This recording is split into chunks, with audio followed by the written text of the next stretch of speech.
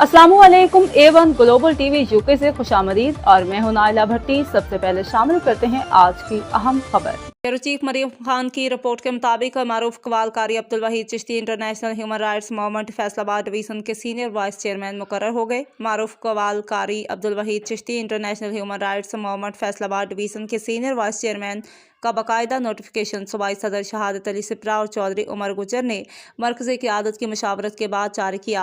International human rights के अहदेदारान ने कारी अब्दुल वहीद चिश्ती को ज़िले सीनियर वाइस चेयरमैन बनने पर दिल की अथा गहराइयों से मुबारकबाद पेश की और उनको अपने ग्रुप में खुशामदीद कहा।